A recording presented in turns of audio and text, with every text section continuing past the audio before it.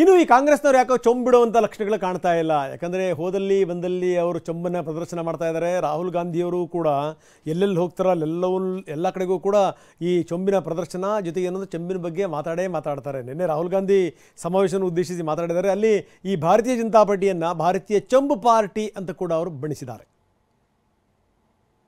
BJP क्या करने जा रही है? भारतीय चंबू पार्टी,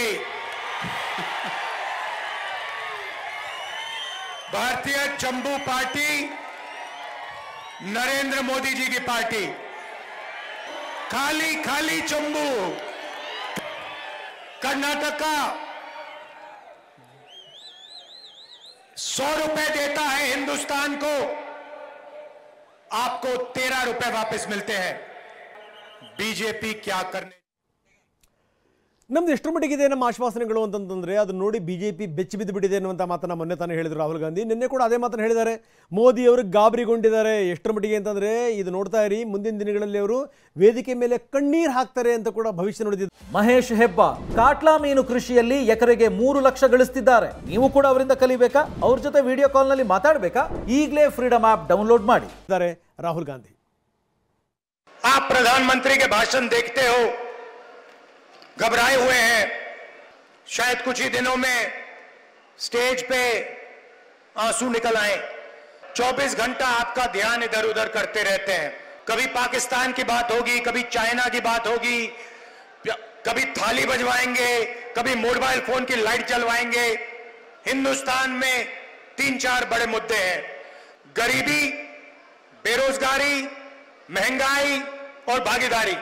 कांग्रेस पार्टी बेरोजगारी मिटा सकती है, महंगाई कम कर सकती है और आप सबको भागीदारी दे सकती है। ಇನ್ನು ಮೊನ್ನೆ ಮಲ್ಲಿಕಾರ್ಜುನ್ ಖರ್ಗೆ ಅವರು ಮಾತಾಡಿದಂಥ ಮಾತುಗಳನ್ನು ಕೂಡ ಕೇಳಿದ್ವಿ. ಏನು ಅಂತಂದರೆ ಅವರು ಈ ಸೋಲಿಸಿದ್ದು ಅನ್ನುವಂಥದ್ದು ಇದೆಯಲ್ಲ, ಅವ್ರು ಇನ್ನೂ ಮನಸ್ಸಲ್ಲಿ ಭಾಳ ಗಟ್ಟಿಯಾಗಿ ಕೂತ್ಕೊಂಡಿದೆ. ಅದನ್ನು ಮತ್ತೆ ಅವರು ಪುನರುಚ್ಚರಿಸಿದ್ದಾರೆ. ನೀವು ನನಗೇನು ಓಟ್ ಹಾಕಕ್ಕೆ ಬರ್ತಿರಲ್ಲೋ ಗೊತ್ತಿಲ್ಲ, ಆದರೆ ನಾನು ಸತ್ತ ಮೇಲೆ ಮಣ್ಣು ಹಾಕೋಕ್ಕಾದರೂ ಬನ್ನಿ ಅಂತ ಮಲ್ಲಿಕಾರ್ಜುನ್ ಖರ್ಗೆ ಹತಾಶೆಯಿಂದ ಹೇಳಿರುವಂಥ ಮಾತುಗಳು. ಮಲ್ಲಿಕಾರ್ಜುನ್ ಖರ್ಗೆ ಏನೇನು ಹೇಳಿದ್ದಾರೆ ಬನ್ನಿ ತೋರಿಸ್ತೀವಿ. ಯಾವುದೇ ರೀತಿಯಿಂದ ತಪ್ಪಬಾರದು. ತಪ್ಪಿದ್ರೆ ನಾನು ತಿಳ್ಕೊಳ್ತೀನಿ ನನಗಿಲ್ಲಿ ಸ್ಥಾನ ಇಲ್ಲ, ಅಥವಾ ನಿಮ್ಮ ಹೃದಯದಲ್ಲಿ ಅಥವಾ ನಿಮ್ಮ ಹೃದಯ ಗೆಲ್ಲಕ್ಕೆ ನನಗೆ ಸಾಧ್ಯ ಆಗಲಿಲ್ಲ ಅಂತಕ್ಕಂಥದ್ದು ನನಗೆ ಅನಿಸ್ತದೆ. ಕೊನೆಗೆ ಒಂದು ಅಪೀಲ್ ಮಾಡ್ತೀನಿ, ಏನು ಇದು ಅಂತೂ ಆಯಿತು, ಓಟ್ ಸಿಗಲಿ ಸಿಗದೇ ಇರಲಿ, ಕನಿಷ್ಠ ನಾವು ಒಳ್ಳೆ ಕೆಲಸ ಏನು ಮಾಡಿದ್ದೇವೆ ಗುಲ್ಬರ್ಗಾದಲ್ಲಿ, ಕರ್ನಾಟಕದಲ್ಲಿ, ಅದು ನೆನಪಿಸ್ಕೊಂಡು ಕೊನೆಗೆ ನಾವು ಸತ್ರೆ ಅಟ್ಲೀಸ್ಟ್ ಮಣ್ಣು ಹಾಕೋದಾದ್ರೂ ನೀವು ಬನ್ನಿ, ಇಷ್ಟಾದ್ರೂ ಒಂದು ಉಪಕಾರ ಮಾಡಿ. ನನಗೆ ಸುಟ್ರೆ ಮೇಣಬತ್ತಿ ಹಚ್ಚಿ, ನನಗೆ ಉಳಿದ್ರೆ ಮಣ್ಣು ಹಚ್ಚಿ, ಇದಕ್ಕಿಂತ ಜಾಸ್ತಿ ನಾನು ಹೇಳೋದಿಲ್ಲ. ಈ ಕೆಲಸ ನೀವು ಮಾಡಿದ್ರೆ ಕೊನೆಗೆ ಉಳಿದಂಥ ಜನ ನೀವು ನೋಡ್ಬೋದು, ಅರೆ ಅವ ಪಾಪ ಒಳ್ಳೆ ಕೆಲಸ ಮಾಡಿದ ನೋಡಿ, ಅವನ ಮಣ್ಣಿಗೆ ಎಷ್ಟು ಜನ ಬಂದಾರ ಅಂತ ಹೇಳ್ಬೋದು.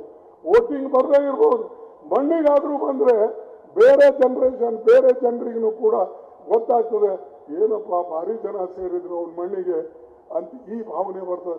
ಅಷ್ಟಾದರೂ ಕೊನೆಗೆ ನೀವು ಮಾಡಿ ಅಂತ ಹೇಳಿ ನಿಮಗೆ ಕೇಳಿಕೊಂಡು ನನ್ನ ಮಾತು ಮುಗಿಸ್ತೇನೆ. ನೀವು ಗಟ್ಟಿಯಾಗಿರಬೇಕು ಅಂತಕ್ಕಂಥದ್ದು ಹೇಳಿ ನನ್ನ ಕೊನೆ ಮಾತುಗಳನ್ನು ನಿಮ್ಗೆ ಹೇಳ್ಕೊಂಡು ನನ್ನ ಮಾತು ಮುಗಿಸ್ತೇನೆ. ಇನ್ನು ಈ ಹಿಂದೆ ಈ ಮೀಸಲಾತಿ ವಿಚಾರಕ್ಕೆ ಸಂಬಂಧಪಟ್ಟಂಗೆ ಯತ್ನಾಳ್ ಅವರಾಗಿರ್ಬೋದು, ಲಕ್ಷ್ಮೀ ಹೆಬ್ಬಾಳ್ಕರ್ ಆಗಿರ್ಬೋದು, ಎಲ್ಲರೂ ಕೂಡ ಒಟ್ಟೊಟ್ಟಿಗೆ ವೇದಿಕೆ ಮೇಲೆ ಕಾಣಿಸ್ಕೊಳ್ತಾ ಇದ್ರು. ಈಗ ಯತ್ನಾಳ್ ಸ್ಫೋಟಕ ಆರೋಪ ಮಾಡಿದ್ದಾರೆ ಹೆಬ್ಬಾಳ್ಕರ್ ವಿರುದ್ಧ. ಕಾಂಗ್ರೆಸ್ ಲಿಂಗಾಯತರ ವಿರೋಧಿ ಅಂತ ಯತ್ನಾಳ್ ಹೇಳಿದ್ದಾರೆ. ಲಿಂಗಾಯತರಂದ್ರೆ ನಮ್ಮ ಪಕ್ಷದವ್ರಿಗೆ ಅಲರ್ಜಿ ಇದೆ ಅಂತ ಯಾರು ಈ ಮಾತನ್ನು ಹೇಳಿದ್ರು? 2D ಮೀಸಲಾತಿ ಕೊಡ್ಲಿಕ್ಕೆ ಆಗಲ್ಲ ಅಂತ ಹೇಳಿದ್ದಾರೆ ಅಂತ ಲಕ್ಷ್ಮೀ ಹೆಬ್ಬಾಳ್ಕರ್ ಹೇಳಿದ್ರಂತೆ ಯತ್ನಾಳ್ ಅವರಿಗೆ. ನಮ್ಮ ಕಡೆಯಿಂದ ಆಗಲ್ಲ ಅಂತ ಲಕ್ಷ್ಮೀ ಹೆಬ್ಬಾಳ್ಕರ್ ಹೇಳಿದ್ದಾರೆ. ಧಾರವಾಡ ಜಿಲ್ಲೆ ಮೊರಬಾ ಗ್ರಾಮದಲ್ಲಿ ಯತ್ನಾಳ್ ಈ ಮಾತುಗಳನ್ನು ಹೇಳಿದ್ದಾರೆ. ಬೇಕಿದ್ರೆ ಹೆಬ್ಬಾಳ್ಕರ್ ಈ ಮಾತನ್ನು ಕೇಳಿಸ್ಕೊಳ್ಳಿ, ಇದಕ್ಕೆ ಸಂಬಂಧಪಟ್ಟಂಗೆ ನಾನು ಆಣೆ ಬೇಕಾದ್ರೂ ಮಾಡ್ತೀನಿ ಅಂತ ಕೂಡ ಅವ್ರು ಹೇಳಿದ್ದಾರೆ. ನಮ್ಮ ಸರ್ಕಾರ ಇದ್ದಾಗ ಆಯ್ತು. ಇದೇ ಧಾರವಾಡದಾಗಿನ ಒಬ್ಬ ಅಂಜುಮನೆ ಇಸ್ಲಾಂದು ಸುಪ್ರೀಂ ಕೋರ್ಟ್ನಾಗ PIL ಹಾಕ್ಯಾನ. ಇದಕ್ಕೇನು ಕಾಂಗ್ರೆಸ್ MLAಗಳು ಹೇಳ್ತಾರೆ, ಉತ್ತರ ಹೇಳಿವ್ರೆಲ್ಲ.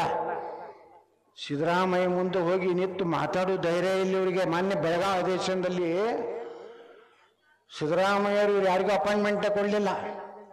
ಏನ್ರಿ ಸಿದ್ದರಾಮಯ್ಯವ್ರನ್ನ ಒಟ್ಟೆ ನಮ್ಗೆ ಮಾತಾಡ್ಸಲ್ಲ. ಅದೇ ಲಕ್ಷ್ಮೀ ಹೆಬ್ಬಾಳ್ಕರ್ ಹೇಳಿದ್ರು.